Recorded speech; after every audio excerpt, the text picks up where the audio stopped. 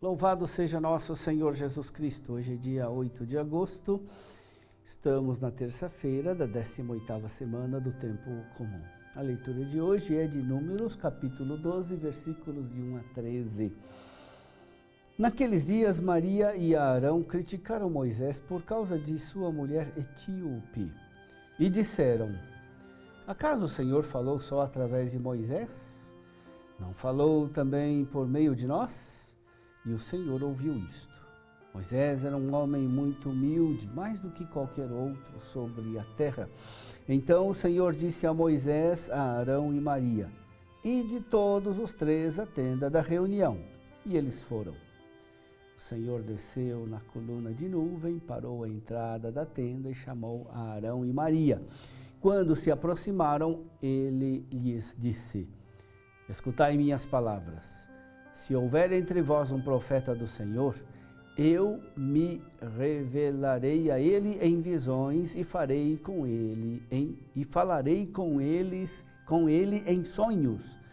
O mesmo, porém, não acontece com o meu servo Moisés, que é o mais fiel em toda a minha casa, porque a ele eu falo face a face, é às claras, e não por figuras que ele vê o Senhor. Como, pois, vos atreveis a rebaixar o meu servo Moisés? E indignado contra eles, o Senhor retirou-se. A nuvem que estava sobre a tenda afastou-se, e no mesmo instante Maria se achou coberta de lepra, branca como a neve. Quando Arão olhou para ela e a viu toda coberta de lepra, disse a Moisés: rogo-te, meu Senhor, não nos faças pagar pelo pecado que tivemos a insensatez de cometer. Que Maria não fique como morta, como um aborto que é lançado fora do ventre de sua mãe, já com metade da carne consumida pela lepra. Então Moisés clamou ao Senhor, dizendo: ó Deus, eu te suplico, dá-lhe a cura.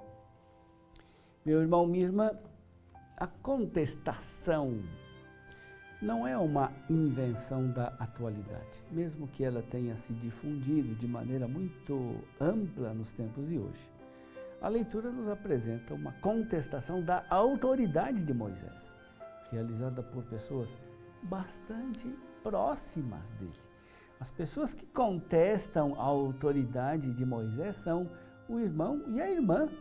Maria e Arão, eles contestam o privilégio de Moisés em falar em nome de Deus e de comunicar ao seu povo os mandamentos. Eles dizem: acaso Deus falou só através de Moisés? Não falou também por meio de nós? A reação divina é muito severa.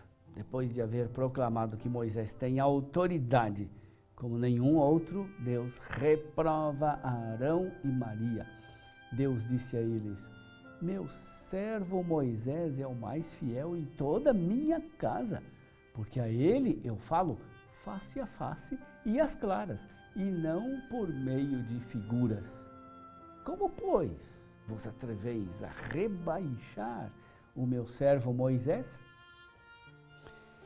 A contestação da autoridade de Moisés é uma coisa grave, pois tem a finalidade de rebaixá-lo, porque não respeita a ordem estabelecida por Deus e também porque desestabiliza o povo. Nem toda crítica é uma contestação negativa. Muitas vezes a crítica é útil e construtiva, sem contestação da autoridade. Foi o que fez Jetro, o sogro de Moisés, que lhe fez crítica severa ao modo como ele administrava a justiça ao povo. Jetro criticou o fato de Moisés se ocupar sozinho dessa tarefa e não pedir ajuda de outras pessoas nesse ofício. Moisés aceitou as críticas de Jetro e também acolheu as suas sugestões. A contestação dos irmãos de Moisés, por outro lado, não era uma crítica construtiva, mas uma tentativa de desautorizá-lo. A Escritura diz que Moisés era um homem muito humilde, mais do que qualquer outro sobre a terra. Então não havia razões para contestar a sua autoridade. Ele não era um líder opressivo, nem autoritário. Ele não se aproveitava da autoridade para proveito pessoal.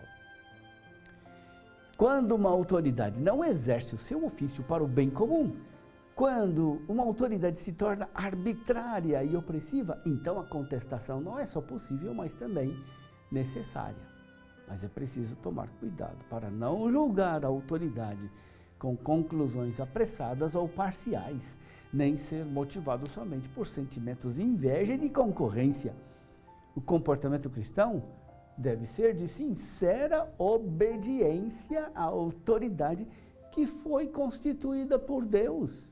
A aceitação da autoridade na igreja contribui para o bem comum e para a unidade da igreja.